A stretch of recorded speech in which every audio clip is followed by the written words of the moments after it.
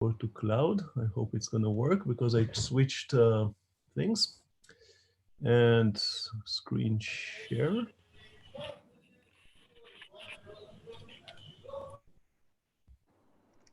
Share. You see my screen? Not yet. Yeah, looks good. Now we do. Now we do. And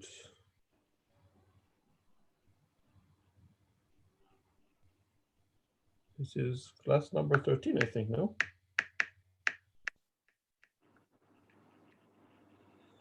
Okay, so hopefully we're going to have some fun today. We're talking about the photons, really. So it's more general. It's a Maxwell's equation, the photon, the Klein-Gordon, and the Proctor equations. Now I will post some of my lecture notes online later on today. And since my deadlines are over, I'll start also grading your homework. So let's do a quick recap. So right now we're talking about photon, and I think time to much beyond photons today. So right, so last time what we spoke about very briefly, we spoke about units. So in particle physics, the units that are most common in use are the Heaviside Lorentz units. Then we spoke about Maxwell's equations.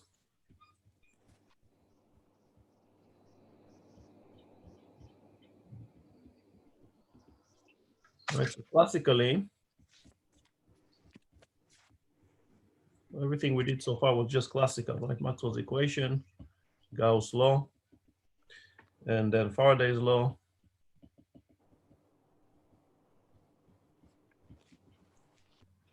And then Gauss' law for magnetization, and Ampere's law.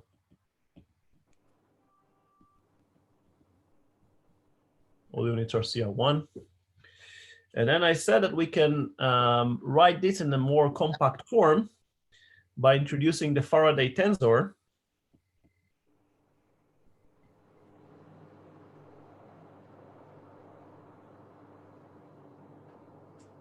Which is the anti-symmetric tensor. So it has to have zeros on the diagonal, and then minus E1, minus E2, minus E3, E1, E2, E3, and then minus V3, V2, and minus V1, and of course the opposite, V3, minus V2, and V1. 1, 2, 3, of course, are X, Y, and Z. It is a tensor in the sense that under a Lorentz transformation, it transforms like a tensor. Or in other words, you can think of it as a mapping from two covariant vectors to R.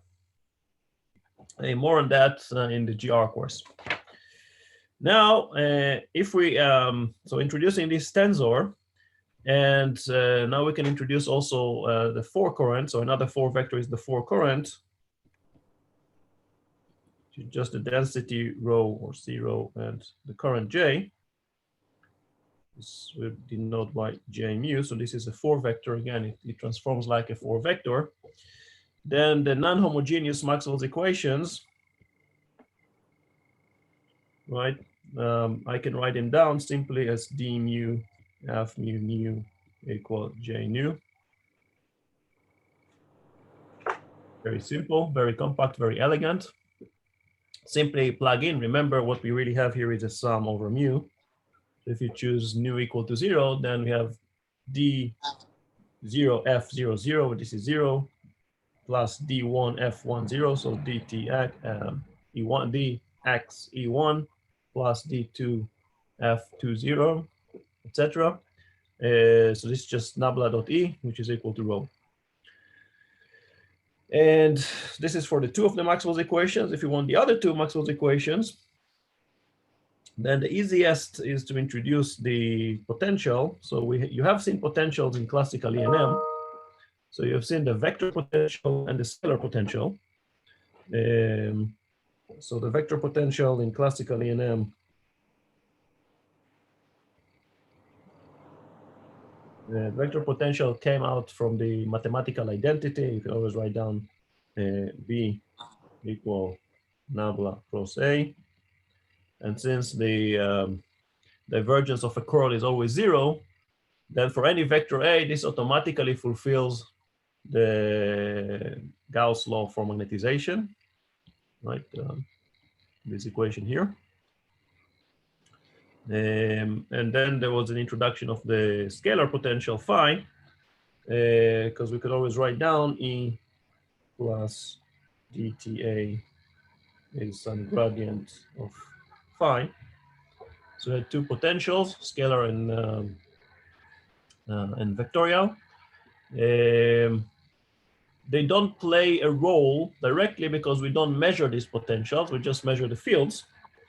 But as you're going to see in quantum mechanics, this is going to change. We actually do have effects that depend on the potential, such as the Aharonov-Bohm effect.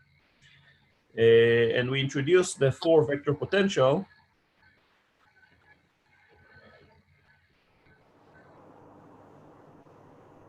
The A mu as phi in the zeros, and then a vector A, the 3 components. And again, this is a 4-vector. And then the 2 homogeneous Maxwell's equations.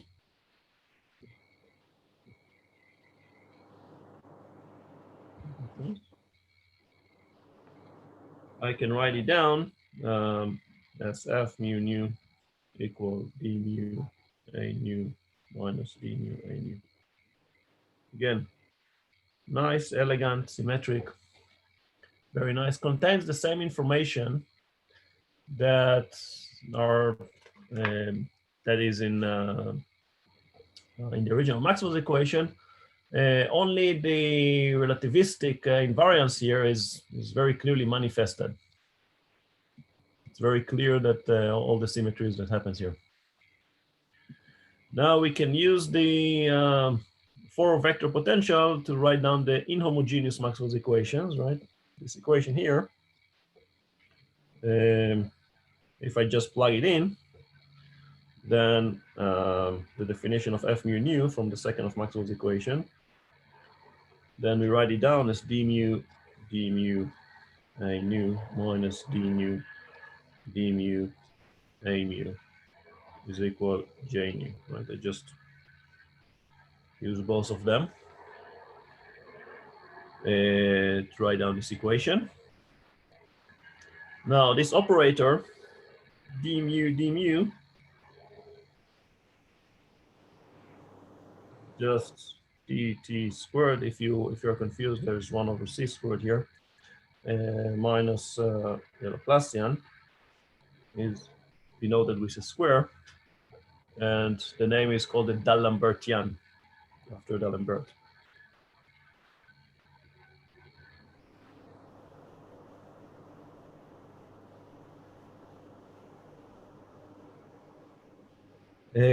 This is the 4-dimensional Minkowski space analog to the Laplacian. So using this notation, we can write down this combined equation as the D'Alembertian of A nu minus d mu A mu equal J nu.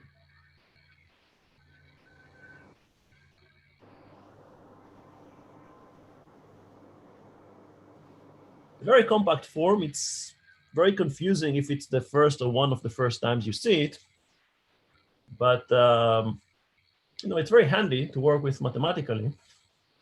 It's very easy to do it numerically, right? You just tell the computer what to do, and the relativistic aspects of the problem of classical ENM is immediately manifested using that. Okay. The problem is that, as I stated, the choice of the scalar potential phi and the vector potential A is not unique. There can be several choices which we can use, and they will give us the same physical results, because physically, at the end of the day, we're measuring the fields, the electric field and the magnetic field. Okay, so the way out, what we call it, we said that there is gauge symmetry or gauge invariance. We're going to gauge it out. But before I'm going to do that, I want to stop and see if you have questions, because now somewhat more technical things, which presumably most of it you've seen. I'm not sure that all of it, but if not, this is a time to stop before we get into more deeper and more somewhat more technical issues that I'm sure you haven't seen. So any questions right now?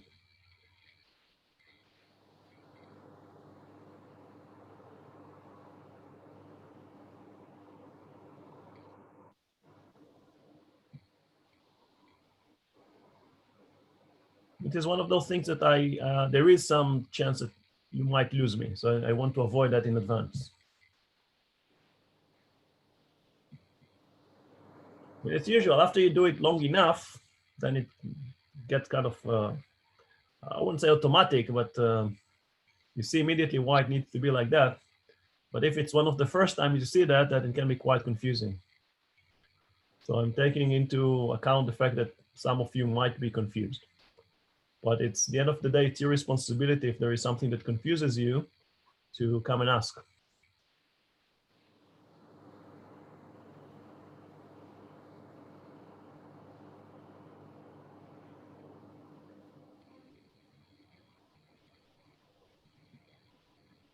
No questions?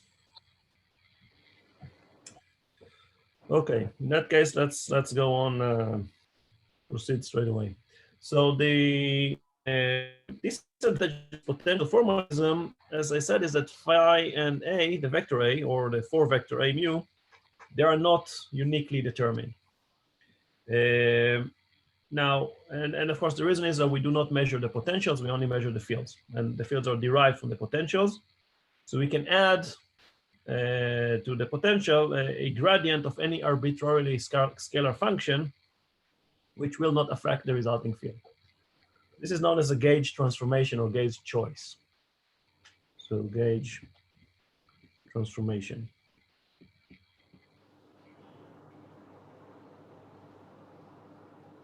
With adding to the potential a gradient of any arbitrary scalar function lambda will not affect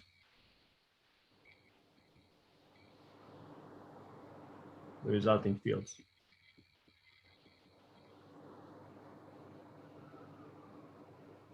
Which is what we measure.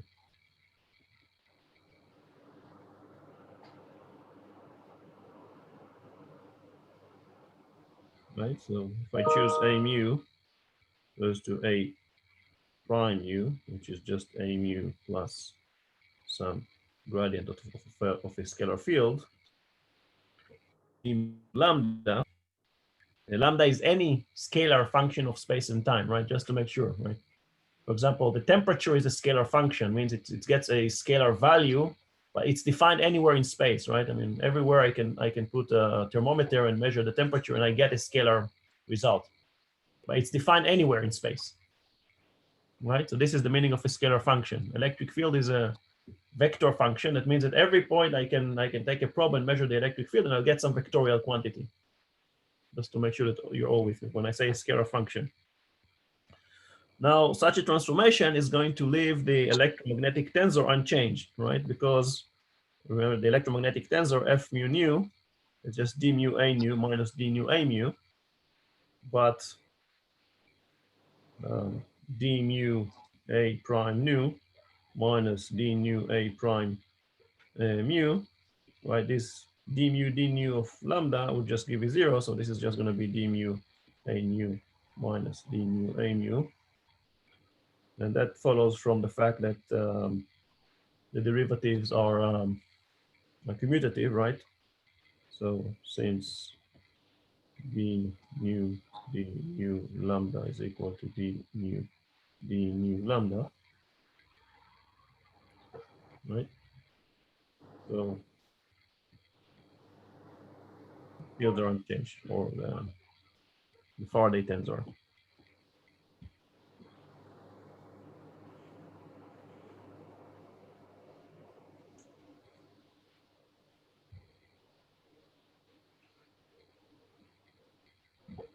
Hasn't changed. Now, making such a transformation, this is known as a gauge transformation.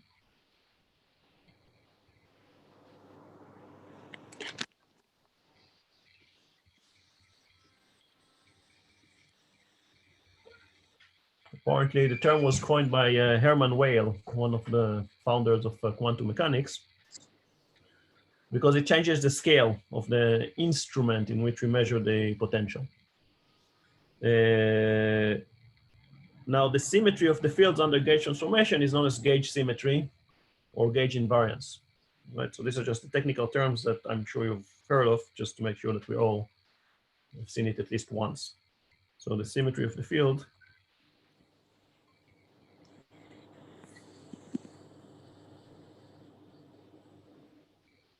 is known as gauge invariance.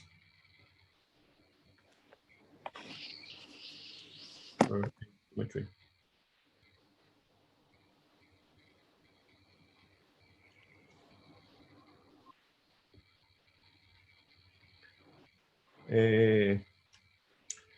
Now, when you think of it, given that there is this gauge symmetry, there are two options, right? So option number one is to continue to use a mu, although we are aware of the fact that it's not completely defined, right?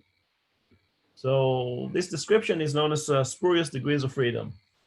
So we have two options, right? Option one, continue to use a mu.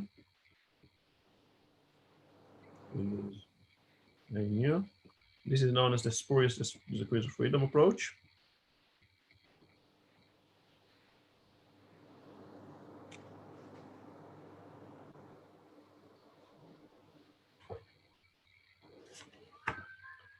The second alternative is to impose the extra constraint and work only with the physical degrees of freedom.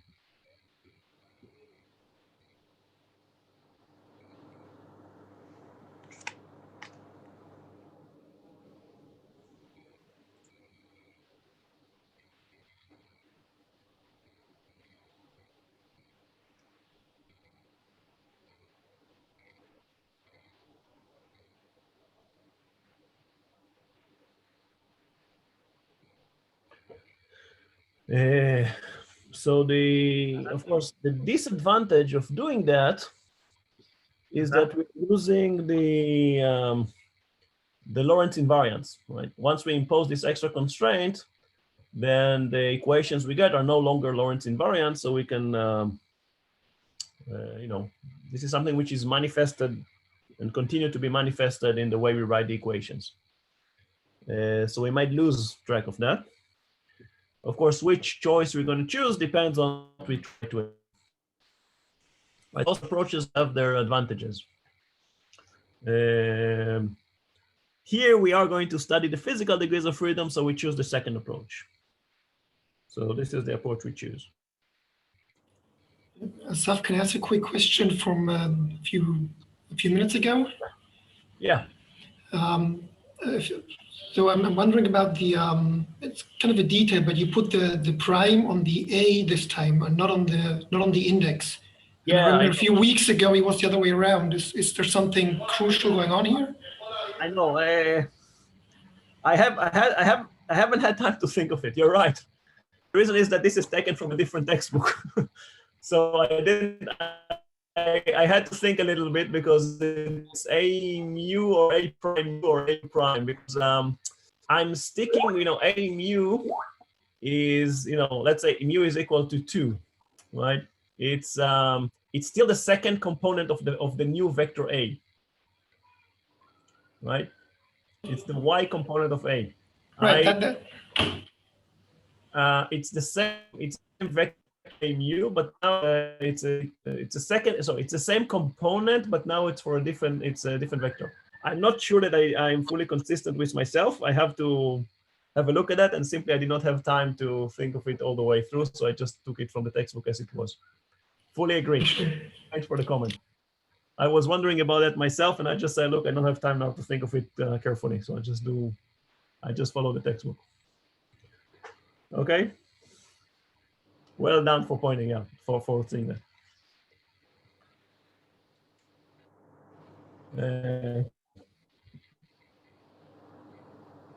Asaf?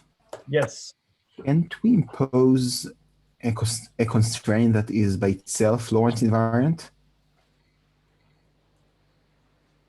Well, the system is still Lorentz invariant, but you don't see it right away from the equations once you impose this extra constraint.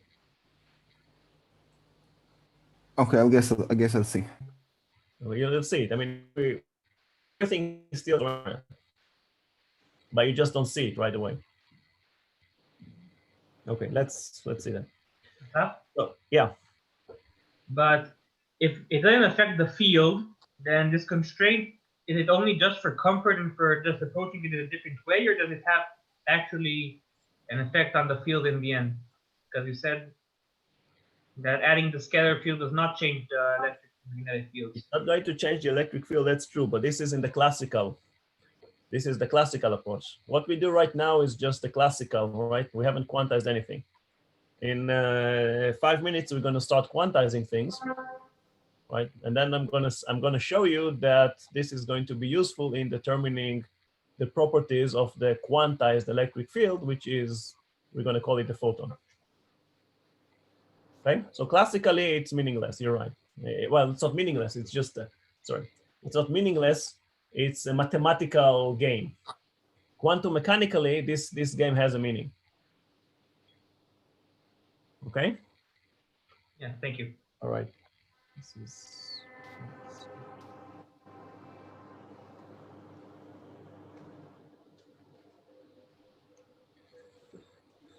Okay, so we're going to use the gauge symmetry to get rid of one of the degrees of freedom.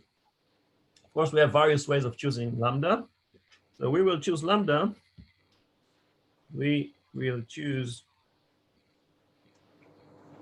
lambda such that d mu a mu is equal to 0. Okay, so we have this equation here, right? We're going to choose lambda such as to get rid of this term, of the second term.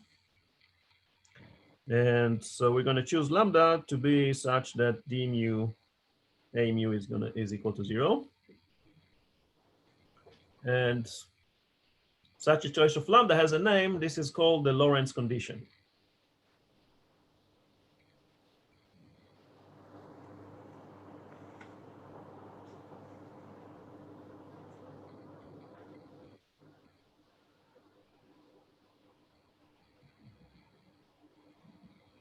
In fact, as I'm going to show you in a few minutes, there is more than a single choice of lambda that will fulfill the Lorentz condition. Right? So with this choice of lambda, right, the two inhomogeneous Maxwell equations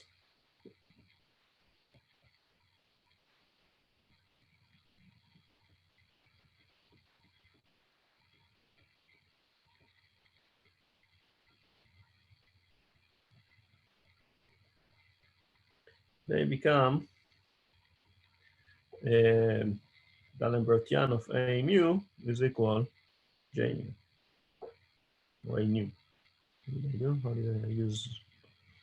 I use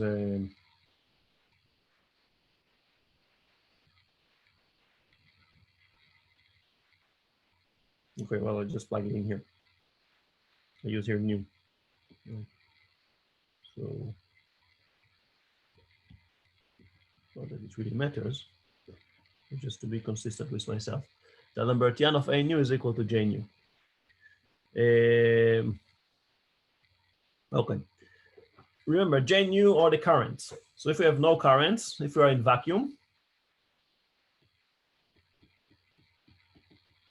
right? So in vacuum, What do we have in vacuum? We have a free photon, right? So in vacuum, we have a free particle, free photon. It's not a photon yet, it just feels. Free photon. Then the equation becomes the Lambertian of A nu is equal to 0.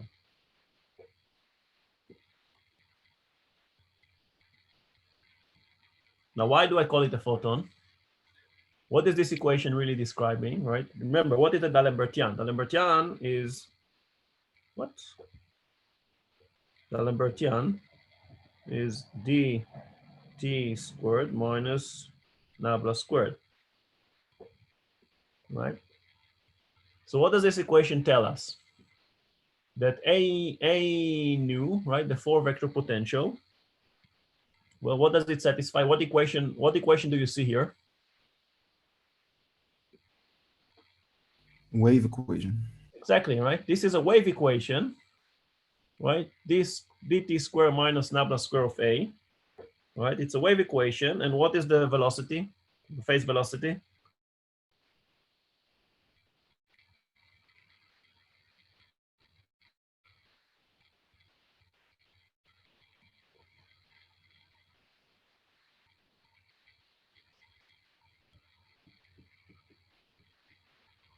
What is the phase velocity of this wave?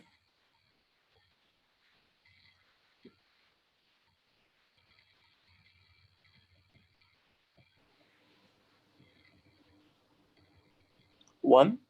One. Exactly. It satisfies a wave equation with the speed 1.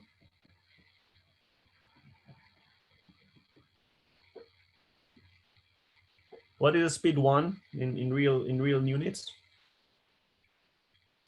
This is natural units, right? So what is it in real units? C. C, exactly. This is speed of light.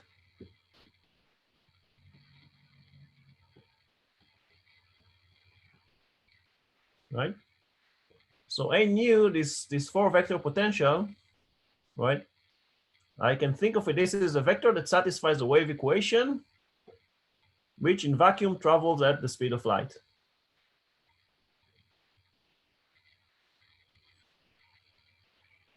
Okay, now I did not quantize anything, right? This is just, everything is classical.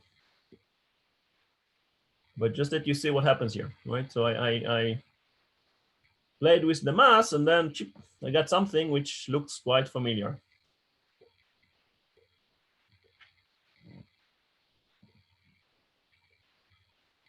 Okay, maybe not familiar at first sight, but afterward it becomes familiar. Okay.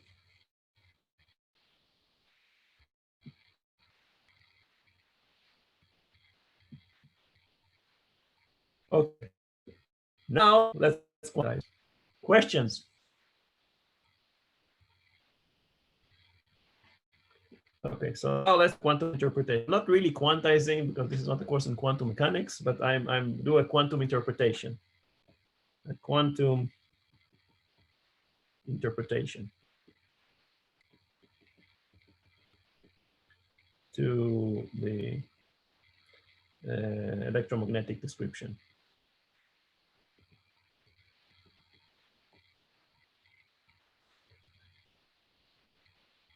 Okay.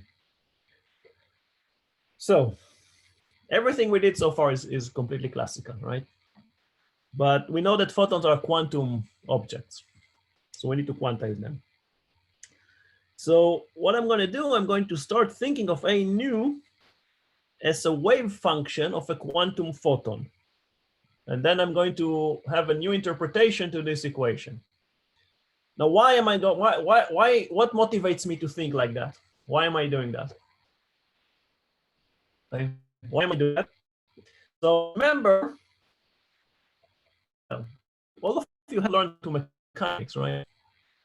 Is there anybody who did not learn quantum mechanics? No. So I assume you all have. Right. So in quantum mechanics, right? How do we quantize a classical system? What is the quickest approach? I would call it quick and dirty because it doesn't contain too much of an insight, but it tells you what to do. So how do you quantize a classical system, right? Question two. Classical system, I want to quantize it. What would I do?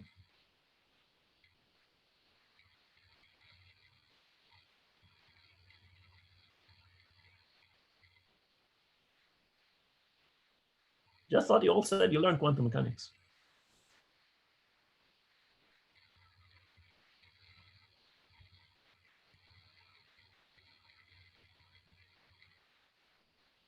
Let's say I have a free particle. I want to quantize it. I want to treat it as a quantum mechanical object. What do I do?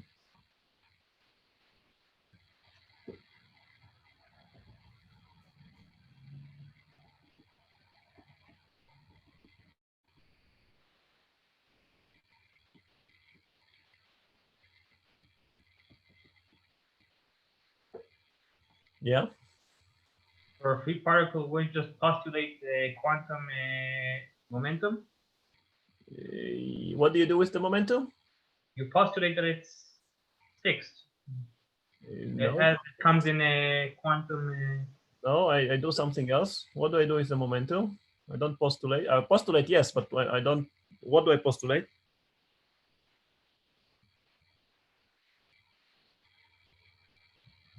Come on, come. You're not too far. I take the momentum, and what do I do with that? You say that it's a complete multiplication of h bar usually. Yeah. What do I do with the momentum? What does it become in quantum mechanics? An operator. An operator, right? I promote it. I take the energy and the momentum, and I promote both of them into operators. Right? So I take, we promote the energy and momentum into operators. Now, just out of curiosity, what is an operator? General, what is an operator?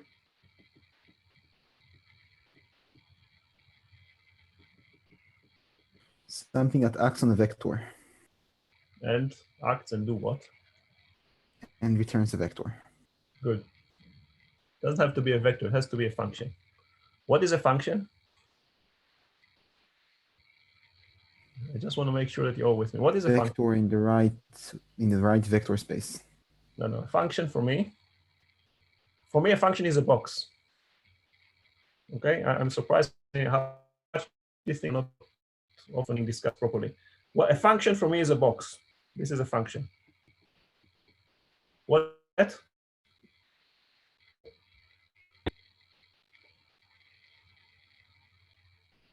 What enters the box? Function. What enters the box? A value? A number. What gets out of the box? Another value, another number? Another number. Right? So sine of x, I put the value x, I get the value of sine of x. That's a function. What is an operator? The same only with vectors? It's a box. It's a function.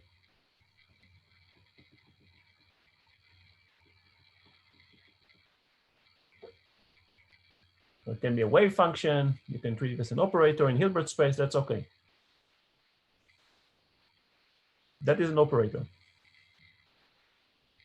Okay. I get a psi. That can be h psi gets out. But this is another function.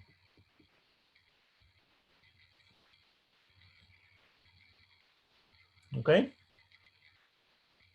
It's Hamiltonian. That's all to it. I try to make a little bit of order in your brain, in case you need it, in case you're confused. Okay. So.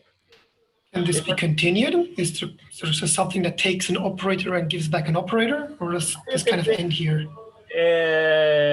yeah, it's a functional. No, sorry, functional takes a function and gets a number. I need a minute to think of that before I give you a proper answer. No, it is. You can think of conjugation as something like that. It takes an operator and it turns another operator. I guess you can do that as Okay, well. right. Okay. Okay. Thanks. I think when you think of it like that, things get much simpler. It saves you a lot of confusion when you do quantum mechanics in general. Okay, that's my approach. So we say an operator operates on something, right? So it operates on a wave function, right? So these operators act on a wave function. Psi. Okay, of course, h bar is equal to 1. I just put the h bar just to make sure that not to confuse you more than needed. Okay, so one way to derive, it's not really derivation, I told you it's just a quick and dirty interpretation, right, is I can just simply start with the classical energy momentum relation, right? So if we start with the classical relation, says that E is equal to the kinetic energy plus the potential energy, right? And then we apply the quantum prescription. So quantize, right? That means that these two sides become operators that act now on wave functions. Then this one gives us minus h bar squared over 2m number squared plus v psi equal I h bar dt psi. And voila, we got Schrodinger's equation without the need to do anything.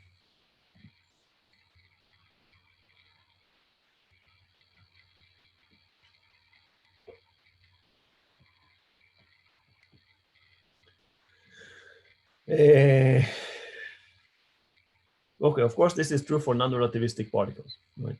Schrodinger's equation is true only for non-relativistic particles.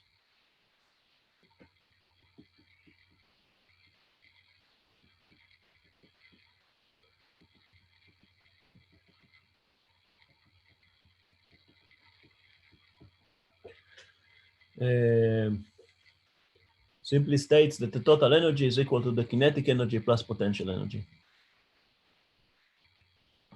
Right. Now let's do the same for photons. Let's do the same trick for photons. I told you I'm cutting down like crazy.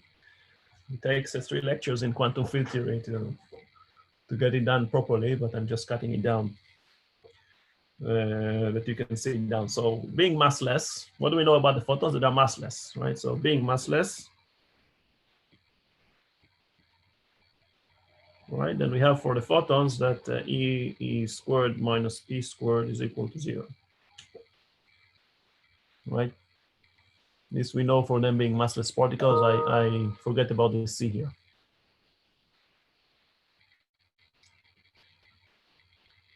Right? Now, if you write it in covariant form, what would be a covariant form of writing that? This equation.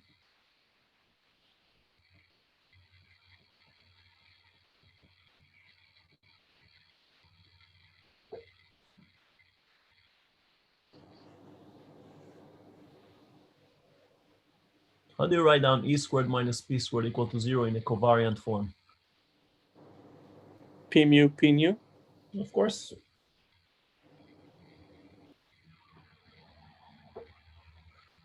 Right? That's true for a photon.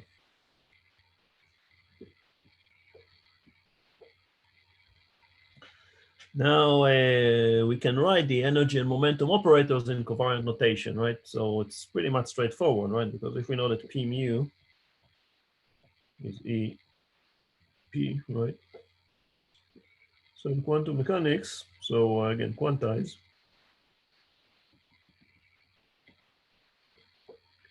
right? So what do we get? I dt and minus nabla. So I d over dx0, d over dx. I want just have to be careful here about the signs, because this is just I d mu. It's an upper index. Okay, just with the sign, because we have a minus delta, so it's d mu. It's an upper index. And of course, p mu is just E minus P. So it's just I dt and nabla. So this is just I d mu. So overall, that what we get is that when we promote the photon momentum into an operator,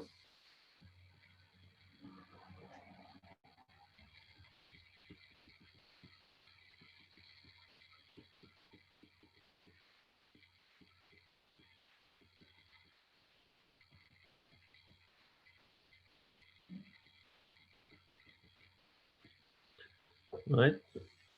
Then we get that p mu when it's promoted to minus d mu, which is minus the D'Alembertian.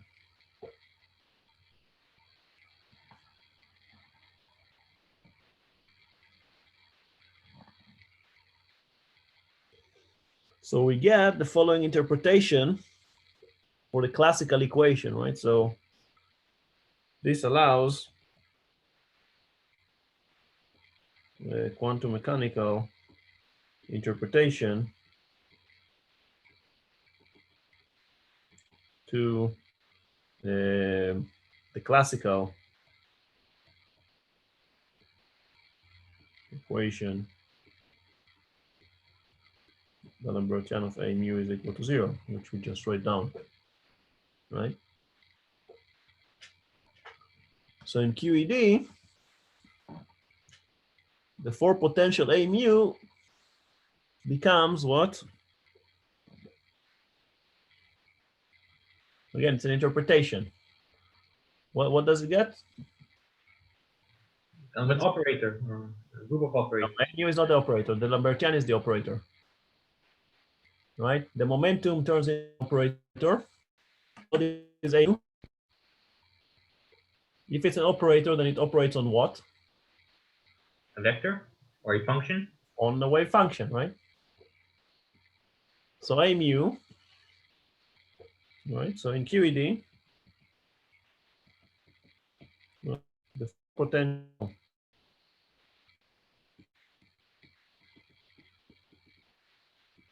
A mu becomes, let's write down in red, right? The wave function of the photon.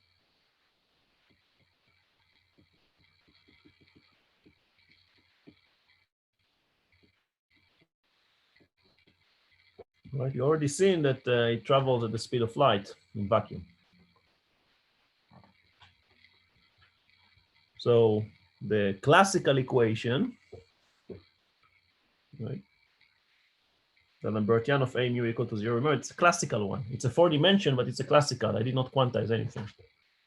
Now I quantize, right? This is a classical. So the classical equation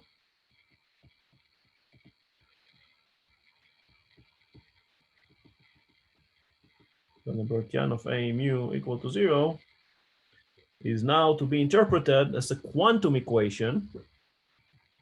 It is now interpreted as a quantum equation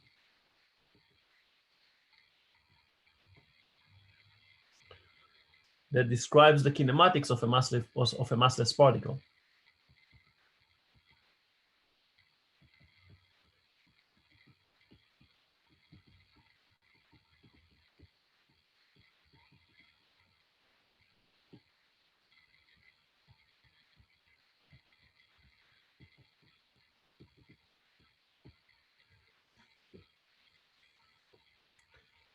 Right? P mu equal to 0.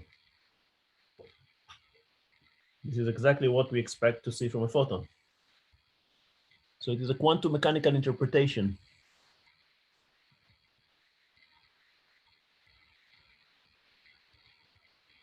Questions?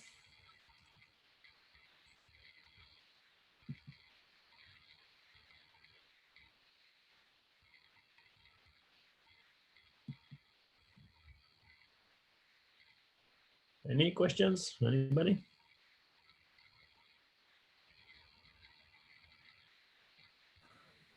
In quantum mechanics 1, we use fields as classical objects, which Right. act on the quantum objects we call, say, electrons, Right. and extract results like the Zeeman effect and Stark effect, and even the hydrogen atom, which uses the electric field. Mm-hmm. Yeah. How does it? Okay, let me ask this like that. In what limit do we get this behavior? What limit of this general It's not a theory? limit. Well, okay. The limit would be non-relativistic limit. Remember, we had this small table at the beginning, and I said that when things are relativistic and small, then we live in the world of quantum field theory. What I'm showing here is a quantum field theory treatment. Right? In the quantum field theory, each field is associated with a particle. Well, the particle is associated with an excitation of a field. Right? Its excitation of a field gives you a particle. And remember what I said, that if you are in the limit that things are non-relativistic, then of course quantum field theory reduces back to quantum mechanics. Okay? So in the limit of low velocities and low energies, the behavior of the description is exact, and when the energies are too high or the velocities are close to the speed of light, then you have to get the more general field theoretical framework. Essentially, yes. Essentially, yes. Remember when we said, I kind of said that. I didn't really. Yes, I said that so when you have examples of according to the quantum field theory prescription, the Feynman diagrams that we draw of interactions between particles, right? Particles only interact with each other by exchange of these virtual particles. In the limit of low energies, then they exchange many particles, and all of them have lower energies, and then we see these as fields. Right, this is what we see what you just described, right? The Born approximation, or any scattering experiment that we're seeing, that we argue that the field is that the particle is being affected. Let's say E&M, it's affected by the electric field of another particle, the charge. Right? But when we speak of very high velocities, then or cases in which we have exchange of a few particles, such as the photoelectric effect, then there is a single emission of a photon, for example, or that there is an exchange of individual but very energetic particles, then no longer treat the concept of classical concepts. Then the treatment is fully in the framework of quantum field theory. I kind of mentioned that at the beginning. Quantum field theory was born by the need to merge quantum mechanics with special relativity. Quantum mechanics works excellent, right? In the limit that nothing is relativistic. But in this limit, you cannot produce new particles, which we're seeing are being produced. Particles cannot, Schrodinger's equation does not allow the production of new particles, right? And we do see this happen. But the quantum field theory treatment does allow decay of a particle into other particles, and does allow production of new particles when two particles collide.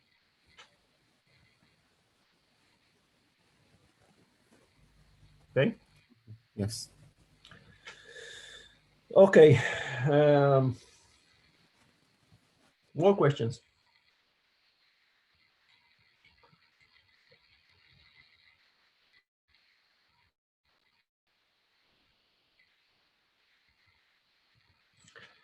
Okay, just to, so this was in vacuum, right? What happens, remember when we started with the equation, the non-homogeneous Maxwell's equation, in the Lorentz condition, not in vacuum. So what's the title? It's a small title, right? Photons and Feynman diagrams. Kind of connected to what you just asked. Feynman diagrams. Right, so not in vacuum, that we have that the Lambertian of A mu is equal to J mu, right? Not in vacuum. So, this is we derive it classically, right? But now we said that we can have a quantum mechanical interpretation of this equation, right? So what will be the quantum interpretation? Quantum interpretation, right? What is this equation telling us, right? So on the left-hand side, we interpret that as a momentum exchange, right? The momentum change of a photon, right? A mu represents the wave function of the photon, right? And the Lambertian is the P mu, right? Is the momentum of the photon, right? The same way as we have the momentum term in the Schrodinger's equation, right? It's changing of a photon, right? So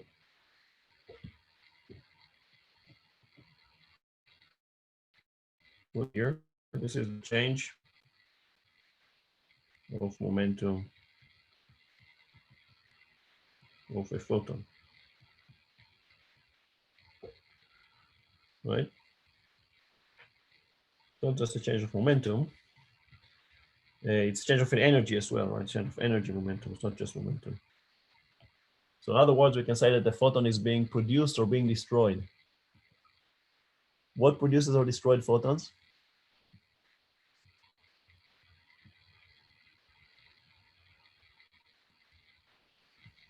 What produces Interaction of particles?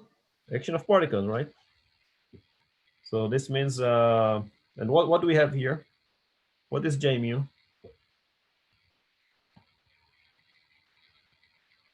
Current, it's a movement of particles. Current, right? It's a current. So what is a current? It's a moving electric charge, right? So this is electric current that emerges from the motion of charged particles, right? Electrons and positrons, right? So how do we describe that? I mean, we visualize that by the Feynman diagrams, right? So gamma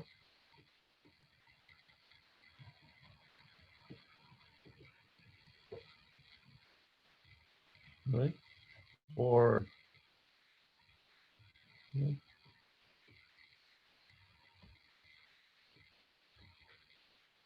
or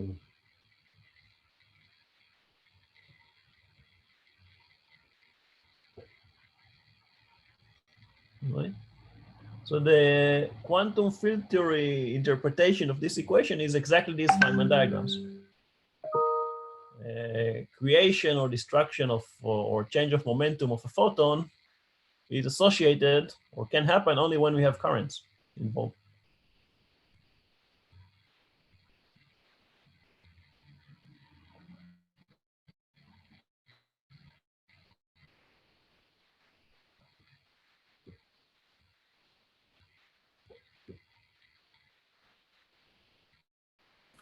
You say current, but you include just density in that, right?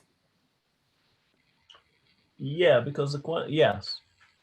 Again, now it becomes It's for current. Yeah, it's a four current here, really. Right. Okay, we're gonna solve that. That's the next thing we're gonna do. Yeah, okay. So let's look at I argue that the A mu is a four vector. So let's look at the transformation law.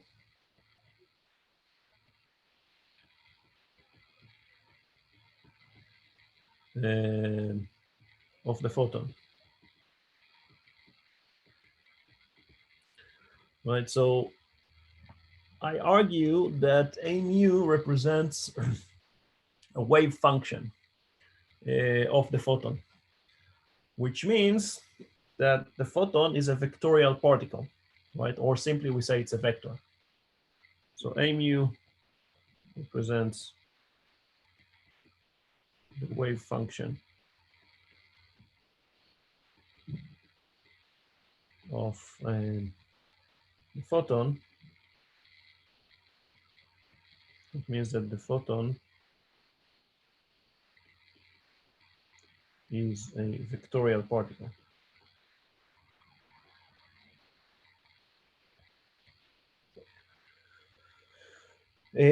So mathematically, that means that under a Lorentz transformation, it will transform like a vector, right? And a term that you might have heard and you're seeing in the literature is says that the photon is a four-dimensional representation of a Lorentz transformation.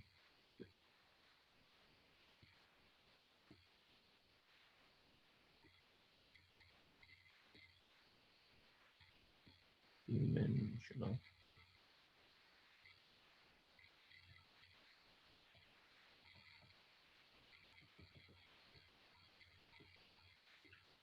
Of Lorentz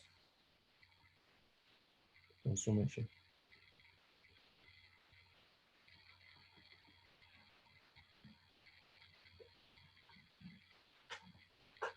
That all it says is that the photon, the components of the photon for vector transform as a vector, meaning that if we have two observers and both of them are looking at the photon, one is moving with respect to the other, then each one will give you the description that is according to the description of a vector.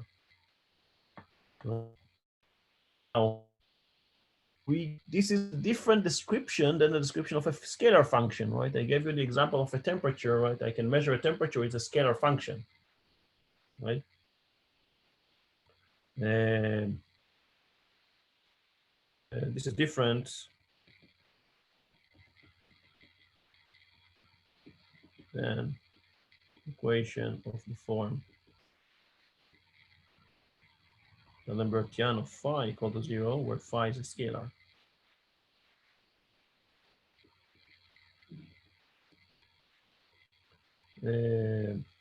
Massless here, right? There's no mass term here. Scalar function or scalar particle.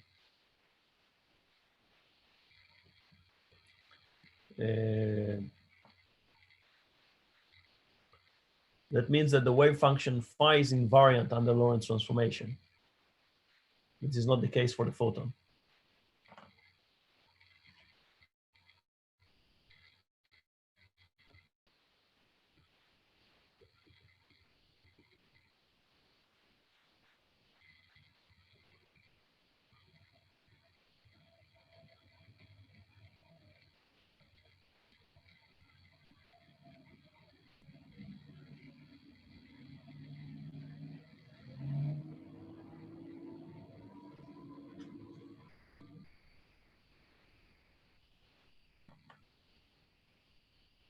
Okay, so the photon is not invariant. Two different observers will describe the photon in different ways. Of course, these are related by Lorentz transformation.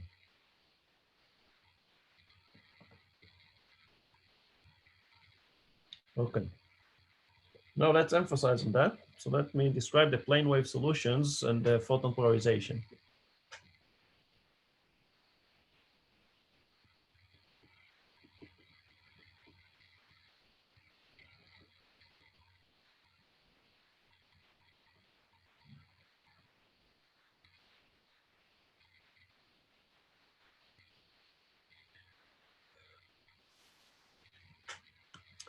So we saw that the photon, or the four vector A mu, which represents the photon, obeys a wave equation, right? A mu obeys wave equation in vacuum.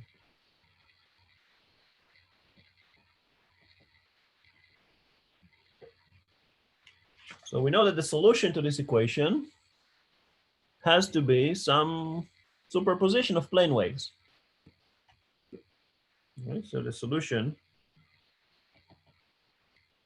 to this equation is a superposition of plane waves. Right, so I can write down, can search for a solution, which will look like A mu is some constant, and then epsilon mu of P, and then plane wave E minus I P nu X mu. So A is a normalization.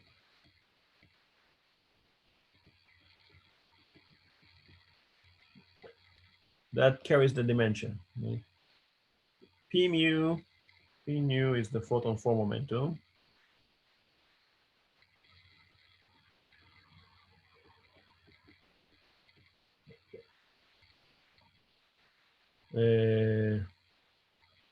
Of course, when we use this in equation, in the wave equation, then automatically we get the P nu equal to 0. Right? Which ensures that the photon is massless. Right? So P nu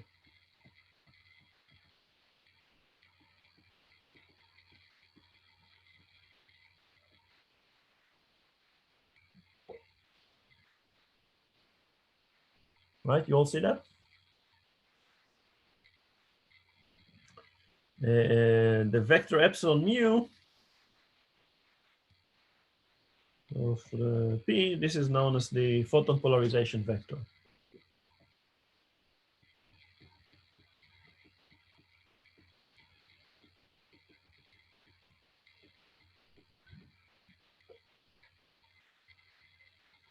And as we're going to see shortly, this is related to the photon spin. And of course, to the well-known fact that light is polarized.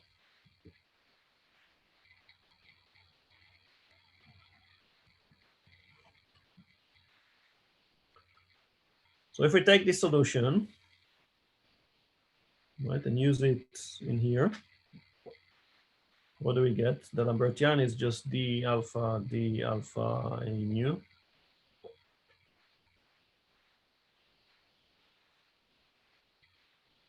So d alpha a mu, right, is just minus I p nu delta nu alpha. And then d alpha a epsilon mu is I p nu x nu. And just minus I p alpha minus I p alpha a epsilon mu minus I p nu x nu, which we say is equal to 0 from the star equation.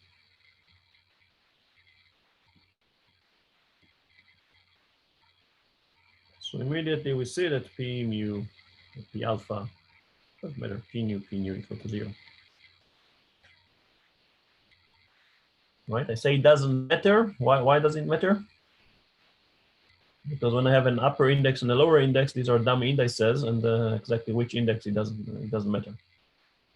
Right, I have a nu above and a nu below, like I have an alpha above and an alpha below. So I just sum over them.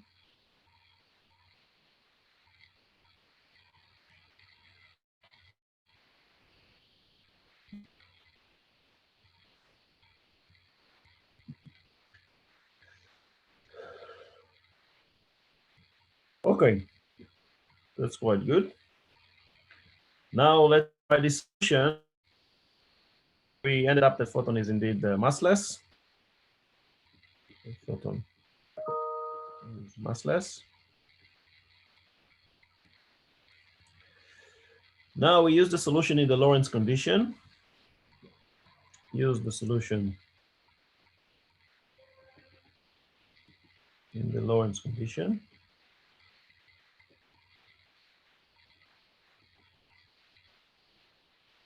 Right? Remember, we said the Lorentz condition, that was just d mu a mu equal to 0.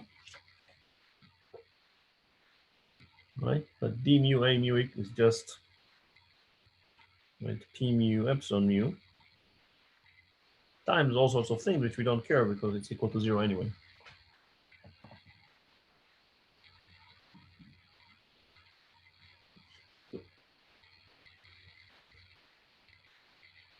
So what does this tell us?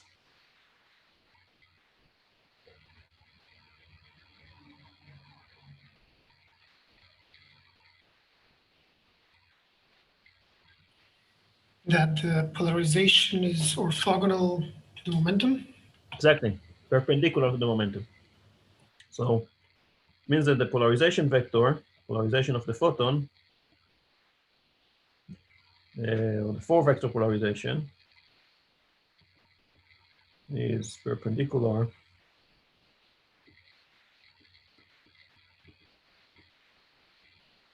to the momentum.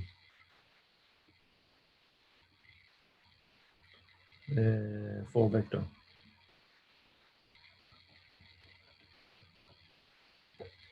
So that automatically tells us that we only have 3 components of the polarization vector that are independent, right? Because the 4th one is set by this Lorentz condition.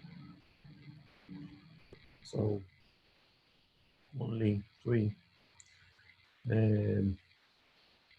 of the components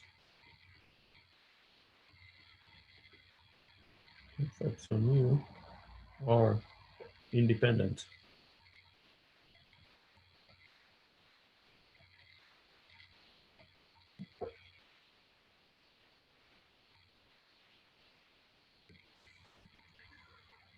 But apparently, that's not the end of it. Because even I kind of mentioned that, right? That even after we impose the Lorentz condition, we still have a freedom to make one more gauge transformation, and because there is more than a single lambda that fulfills the Lorentz condition.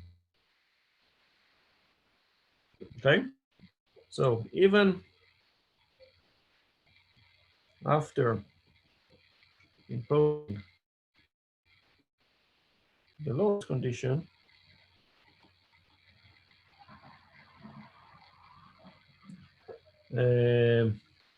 we still have a freedom.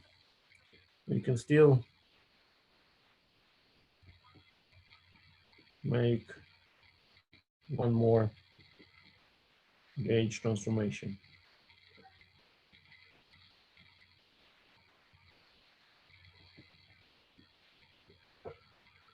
So, remember that the Lorentz gauge, right, just here, right? So d mu a mu equal to 0.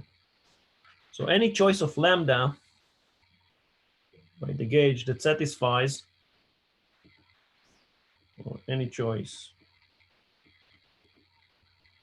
of lambda that satisfies d mu lambda, which is of course there's a Dunbartian of lambda equal to 0, automatically satisfies the Lorentz condition, right?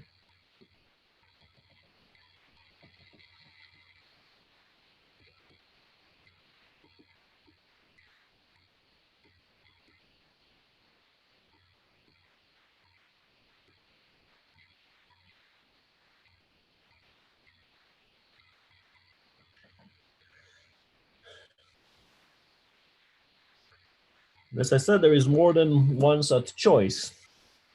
So let us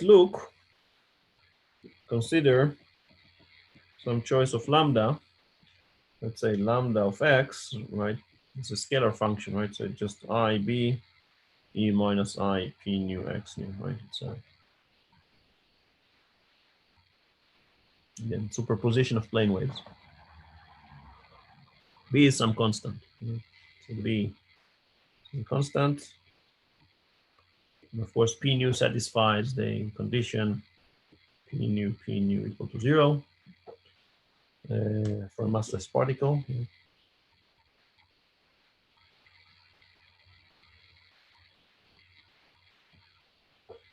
That's a necessary condition. And of course, this gives us the Lambertian of lambda is just minus p squared of lambda, which is just 0.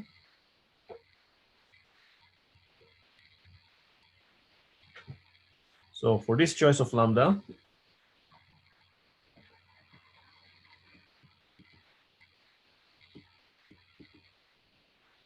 right, a mu goes to a prime mu. I just lower the index just to avoid confusion here. This will just be a mu plus d mu lambda. So we said that this is just epsilon mu e minus I p mu x nu.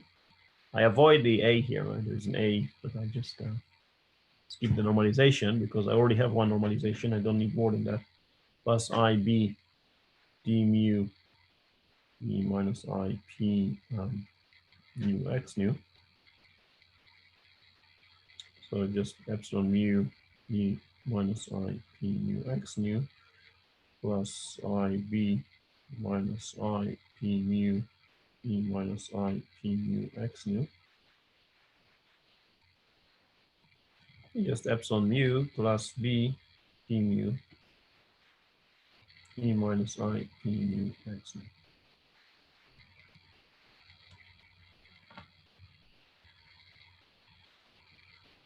In other words, since the gauge transformation we said does not change the fields at all, right?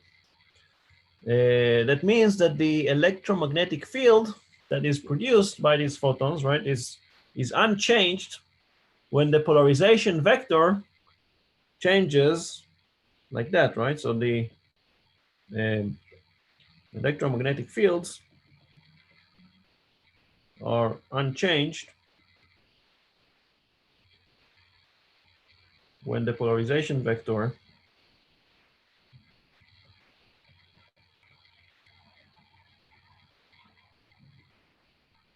changes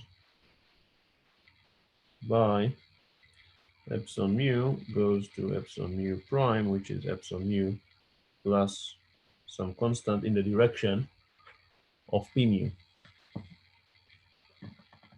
right?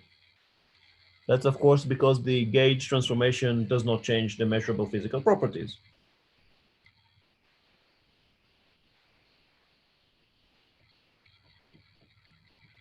Do not change the measurable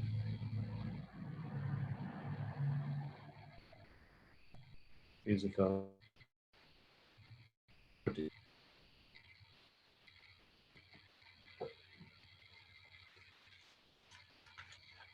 Okay, so we can add to the polarization vector any multiplicity of the four momentum of the photon, and they would still correspond to the same physical photon.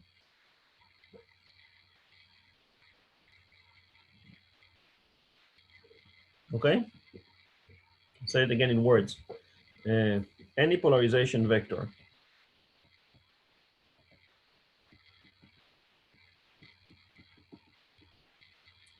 or vectors that differ by a multiplicity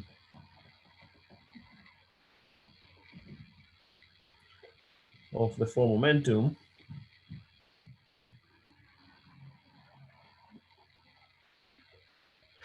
of the photon correspond to the same physical photon.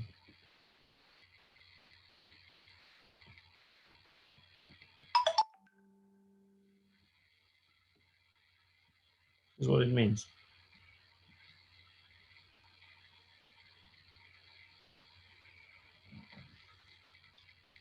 So we do have this extra freedom, which still fulfills the Lorentz condition, and one such choice is called the Coulomb gauge, or the transverse gauge. One such choice is what's known as the Coulomb gauge.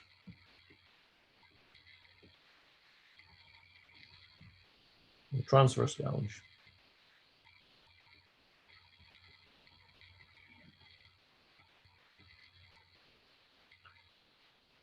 Right. So we choose B such that the time-like component, so the zeroth component of the polarization is 0. Right. Choose B such that the zeroth component of epsilon mu is 0. Right?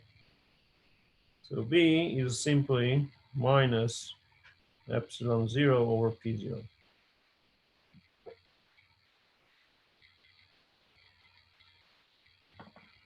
That's known as the Coulomb gauge, or transverse gauge. That, of course, automatically leads to A0 being 0. Sorry, because epsilon 0 is 0. Then A0 is 0.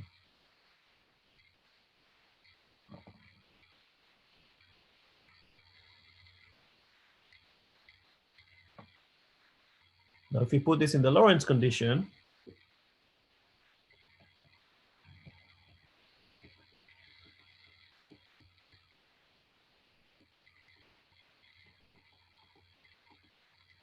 right?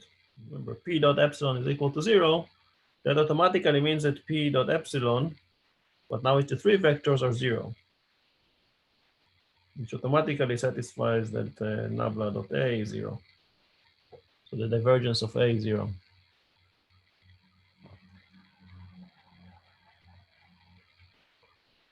So we end up that in the Coulomb gauge,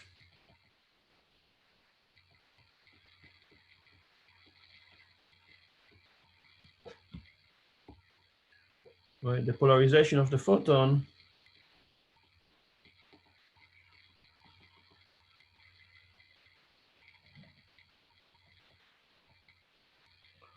is transverse to its direction of motion.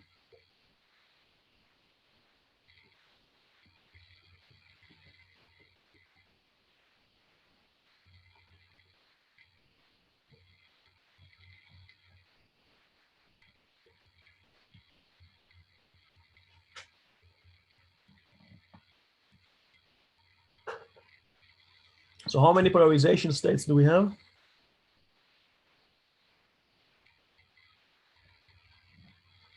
Two, right? This reduces automatically another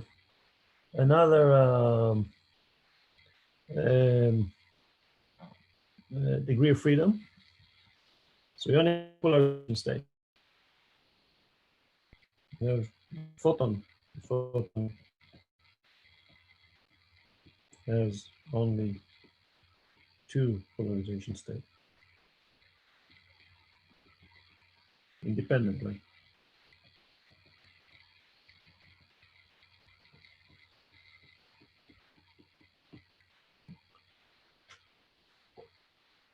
Well, you know that already, right? Now we're actually showing it mathematically.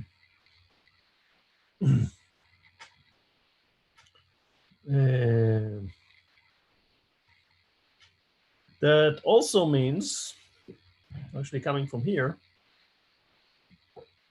that the 4 vector A nu has only 2 degrees of freedom, which means there are only 2 independent functions that describe the physics.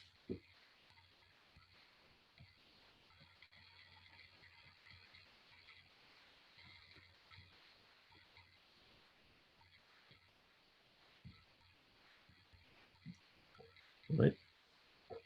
What are these 2 degrees of freedom?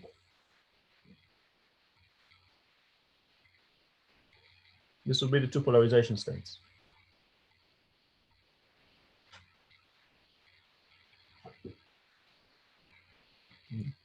Polarization states.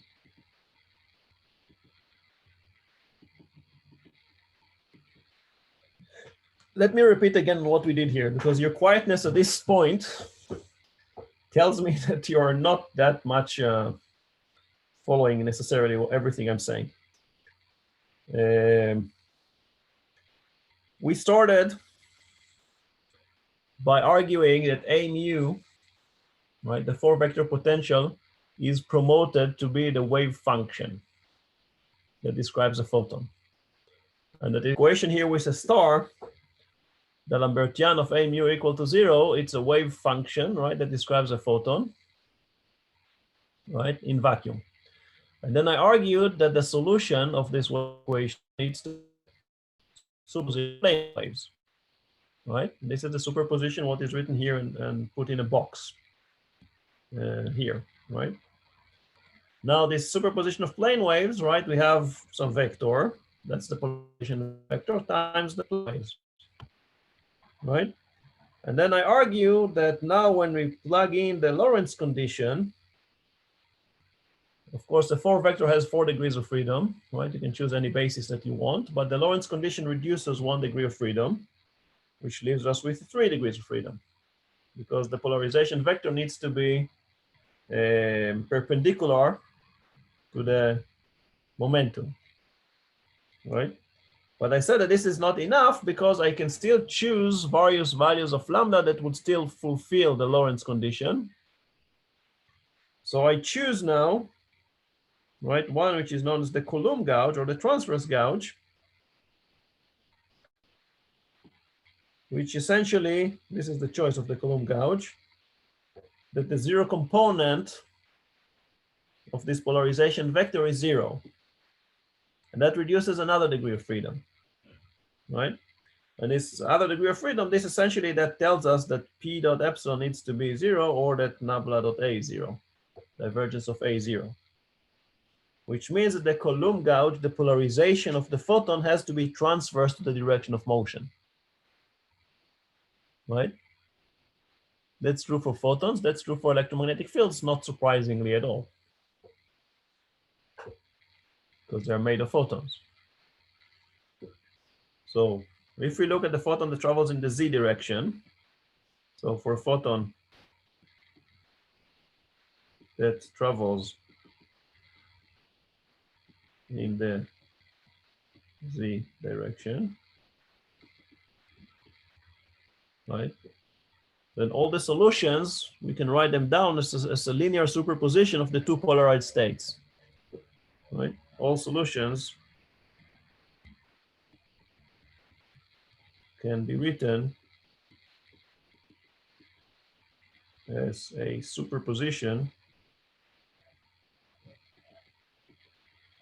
of the 2 polarized states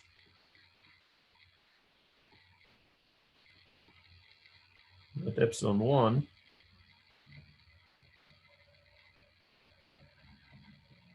and epsilon 2.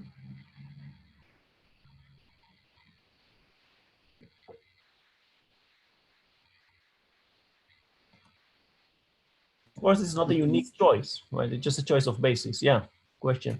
When you say all solutions, you mean that all the electrical and magnetic fields can be seen as a result of potential that is some of these? Essentially, right? yes. Yeah. Because there are other solutions to the equations for A that are not superposition of this. True. No, right? They're all independent solutions, right? Everything else is going to be dependent. Now, when you treat classically, then yes, you're right. But right now we're looking at the photon as a quantum mechanical entity. Right now I quantized, and that's what I end up with. A photon is a 4-vector which has a polarization, and the polarization has only 2 independent states. So I think you're losing out of all of the electrostatic and magnetostatic, all the static solutions, right? These are only wave solutions. These are plane wave solutions, right? This describes photons. Right. So the classic thing you're leaving out also is all the static solutions. Again, in the framework of quantum field theory, there is no such thing as electrostatic, right? We said that if you have a particle that is you know, what does the meaning of an electric field? Remember, how do we measure classically? Again, we go back to classically measurement of an electric field. How do you know that the particle has an electric field? You put another test particle, or you put another particle, and you measure how this particle changes its momentum, right? Changes its trajectory. And because it's charged, and then you say, oh, then I'm assuming that it is subject to a force, and the force is derived from some potential, right? And this is the and the force gives me a field, essentially, right? This is what you say. I'm saying, look, I'm putting some charge here. But how do I know that there is a field? Know that there is an electric field? Because I'm seeing its effect on the motion of other particles. I'm putting, I have a charge here, and I put an electron here, and I'm saying that this electron starts to move in space.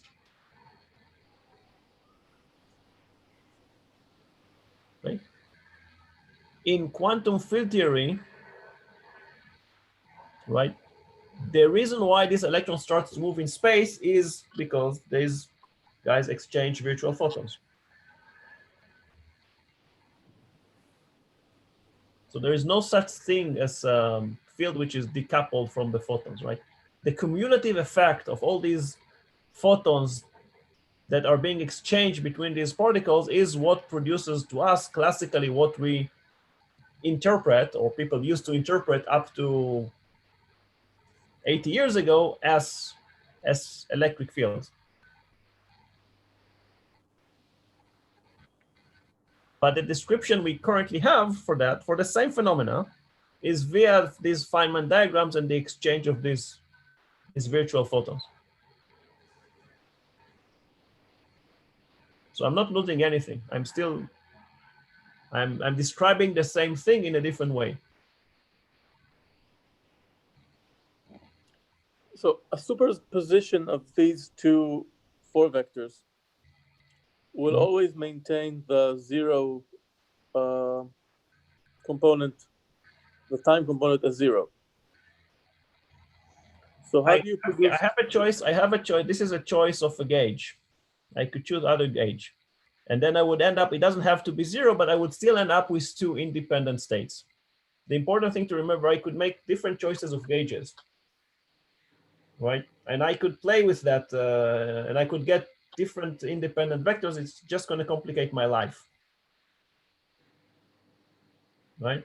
If I make this choice of gauge, then I would end up with the simplest description of a single quantum photon, and that will tell me that for a single photon I have to have these 2 polarization. Let me finish one thing, and then I'll continue to answer this question because because we're coming to wrap up. So just one thing to finish, and then I haven't forgotten you. This polarization is not unique. Okay, I can choose circular polarization states, right? So these choices, it's just a choice of basis essentially, right? This choice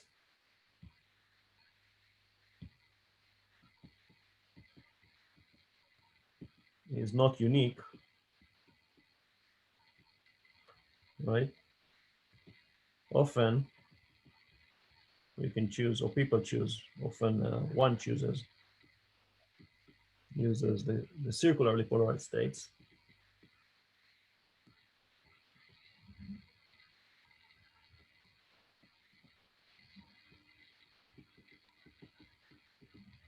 Right, which denoted by epsilon mu minus or square root of 2 for normalization. This is 0, 1 minus I 0. And epsilon mu plus, which is minus 1 over square root of 2, 0, 1 I 0. Now I'm going to show you, it's not going to be today, it's likely going to be on Thursday, that these states correspond to the Z component of the spin of the photon, to be SZ, these states to plus minus 1. These states correspond to the Z component of the photon spin, the spin of the photon, to be Sz is plus minus 1. So associated with the intrinsic angular momentum. Okay, I'm not going to show it right now, but I will show it on Thursday. So I think since we haven't made enough progress, then I will just take Thursday for continuing the lecture, and then the next Tuesday we'll do the tutorial. That also means that the next problem set will be postponed. But that's okay, because then the thing to look at is spin. Yes, now I'm back with you for more questions.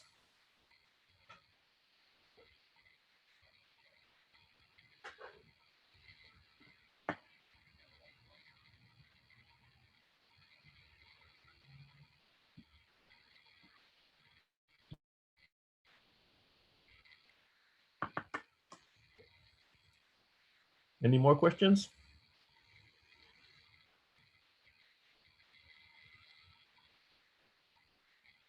Well, if you don't have any more questions, then we'll just continue with the discussion of the photon spin. And then I'll introduce you something which is called helicity.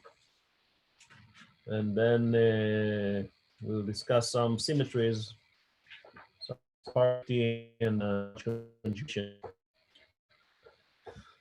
And then we'll extend the discussion further to massive particles. That will lead us to the Klein-Gordon equation, then for the Procca equation.